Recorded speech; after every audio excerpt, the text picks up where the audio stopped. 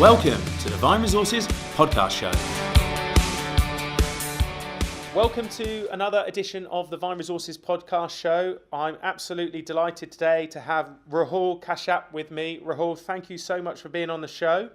It's a pleasure to be here, David. Rahul, you are the global CTO for Cylance, which was founded by the former McAfee global CTO, Stuart McClure. Would love to find out more about the company and share more information with our listeners. So if it's all right with you, Rahul, could you just give us a quick introduction about who you are and the company, please? Sure. Cylance was one of the first cybersecurity startups which was created to solve a very complex problem called the malware problem in cybersecurity, using a very different and unique concept, which was using machine learning and artificial intelligence. And the whole concept was from Stuart's background. So Stuart, McClure, and Permeh, who were the founders of Cylance, led the team at McAfee to kind of which was the antivirus and the various technologies there. And they found that as the malware attacks suddenly became huge and often literally of an internet proportion, the legacy technologies could not scale. So Cylance was an attempt to kind of automate and build out models using data science to kind of solve that problem in a very unique way. And looks like the industry and the various customers have received this very well. And Cylance is probably one of the fastest growing cybersecurity companies ever so far. So yeah, fortunate to be here with a great team and with a great promise. And looking forward to the journey ahead. Fantastic. And Rahul, you're joining us from San Francisco, so thanks for coming on today. Just out of it, to share with our listeners, to give them a size and the scope of the company. So roughly how many employees do you have in the company now, and what's your global reach? Yeah, so we have around 850 employees worldwide. We have offices the headquarters is in Orange County, California. We have offices in Portland, Austin, which are R&D centers. We have office in Washington, D.C., pretty big presence in London, Japan, and the Nordics region. And now we are planning to expand to the other parts of APAC as well, and also some parts of Middle East also. So it's a truly global company, and we are looking at growing very fast. Can you, Rahul, give our listeners an insight into what a typical day in the business looks like for you personally?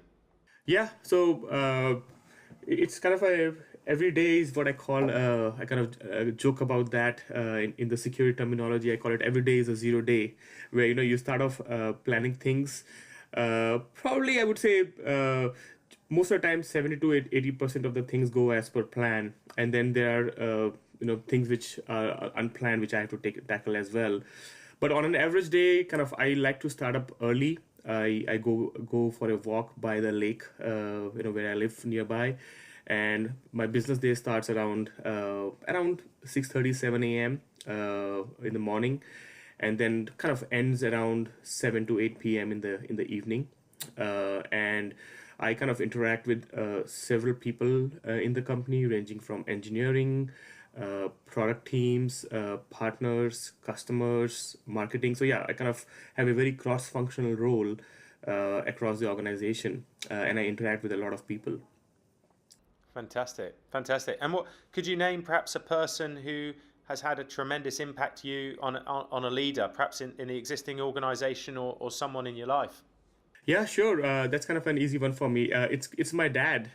So it's a very interesting story. So he has been a serial entrepreneur himself, and the interesting thing about that is he did a lot of a lot of ideas, a lot of companies, and I saw him fail in his various ventures many times as well, and sometimes flat on the ground.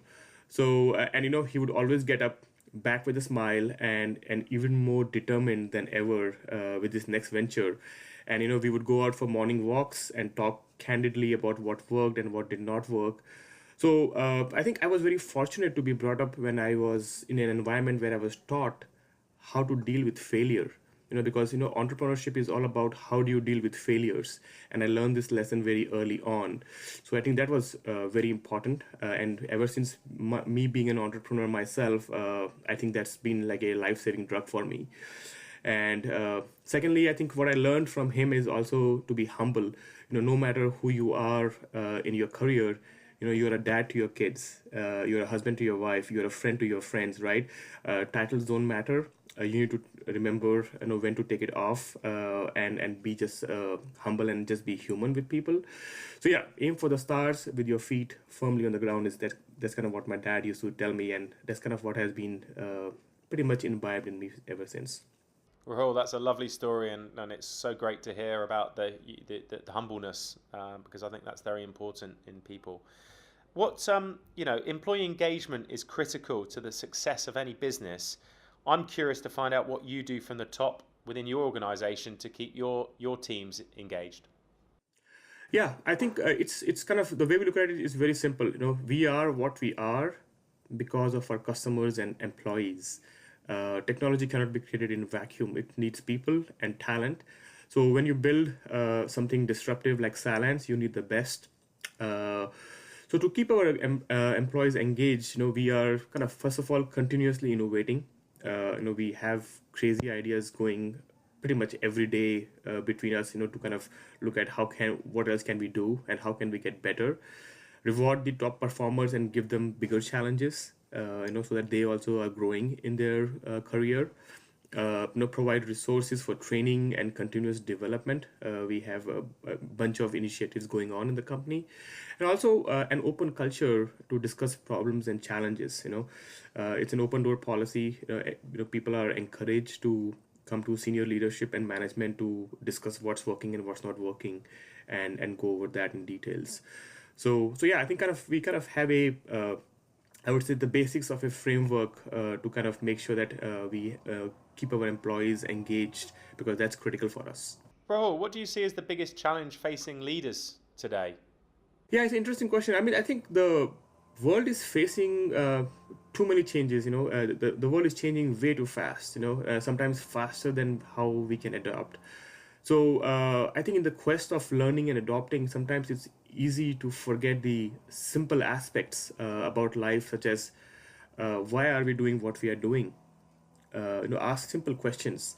I kind of believe that in general, in most situations, our aim is to simplify, and in many cases, we end up complicating because life kind of takes over. So I believe that it is very important to take a step back, as frequently as you can. I do it literally every day, and ask yourself simple questions as why am I doing this? Why am I here? And if the answers are not clear, clear it for yourself and come with a clear head, so that next morning when you start, you are starting back with the same mission. Fantastic. And what's the best piece of business advice you've ever received?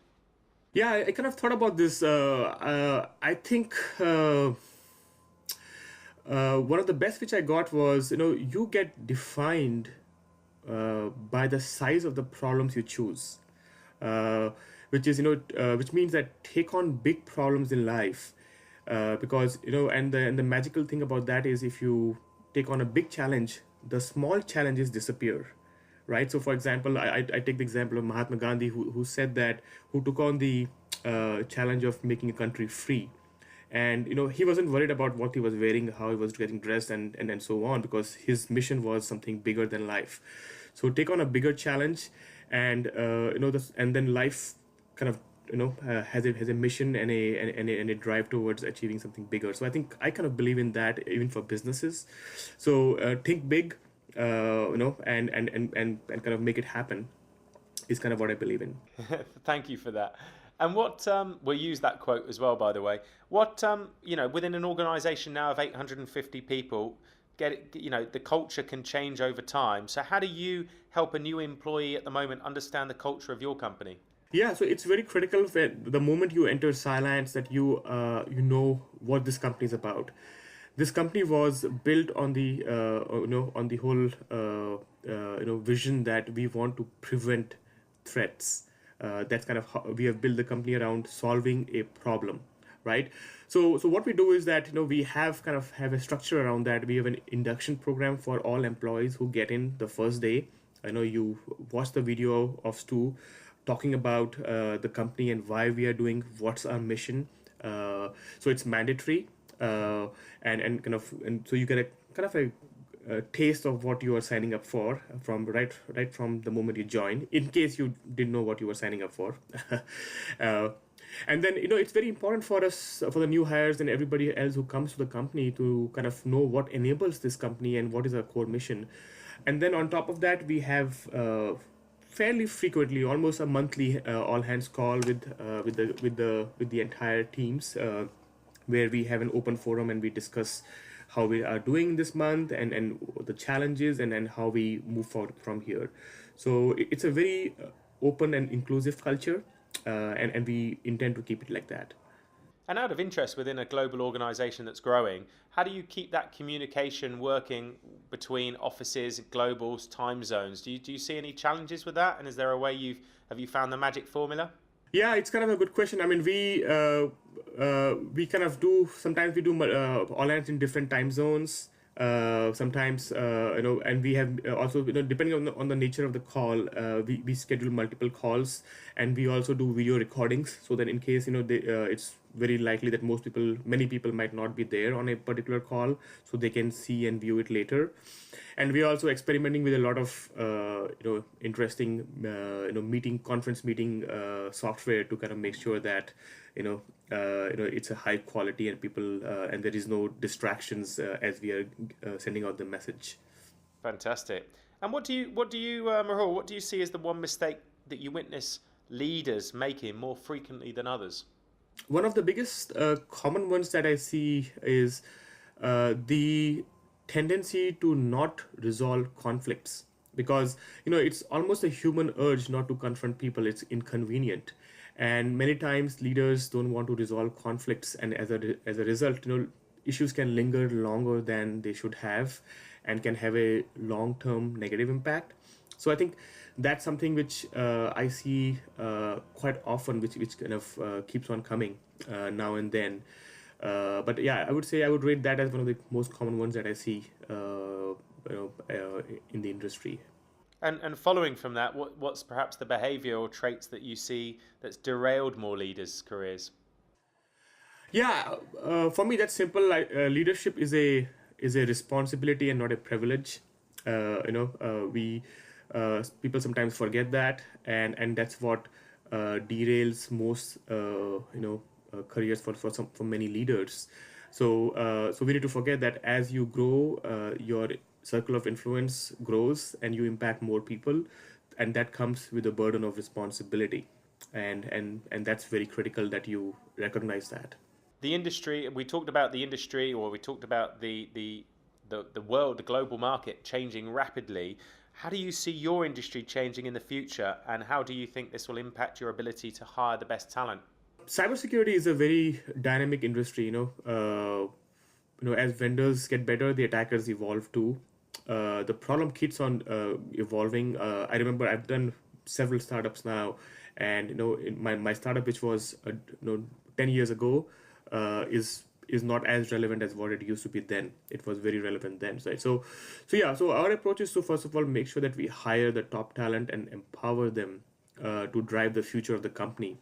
Ultimately, it's the people who make technology, and we need to recognize that. So we have a big focus on making sure that we get the top notch talent, and ultimately that's kind of how we believe that the future can be. We have a good shot at making this a long-term sustainable big company. So that's a very key initiative for us.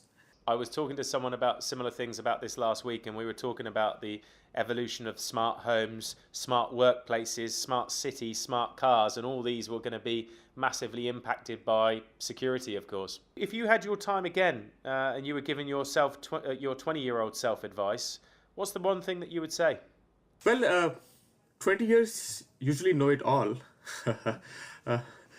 However, my advice, or rather attempt, would be to build kind of what Carol Dweck calls the growth mindset. I don't know if you have read that book. It's a very fantastic book on growth psychology. So never have a fixed mindset about anything. We need to understand the mechanics of talent building in order to freely build and choose. So and it's never better that when you are 20-year-old to understand and recognize that. So having that growth mindset, you kind of come with a kind of a mindset that you are not super smart, or you are not, you have to work, and you kind of it's a continuous process of passionate learning and practice. So there's nothing called a gift which comes to you when you are born. So it's a very interesting concept which really appealed to me. So I kind of would highly recommend that book to my 20-year-old self, which will hopefully make me better than what I am today. Fantastic. And Rahul, thank you for answering those questions. What's, just for our listeners, what's the best way to reach out to connect with you in the company? You can reach out to me on LinkedIn, on Twitter. I'm not very frequently on Twitter, although I have plans to get more actively involved with Twitter in the near future. But LinkedIn would be the I would say the closest way to reach out via social medium. And yeah, and I'm happy to answer questions and help in any way I can. Thank you so much. And look, maybe we'll catch up for a coffee when I'm over in San Francisco in March. Rahul, thank you so much for sharing that invaluable insight. And thank you again, and we'll speak to you again soon. Thank you, David.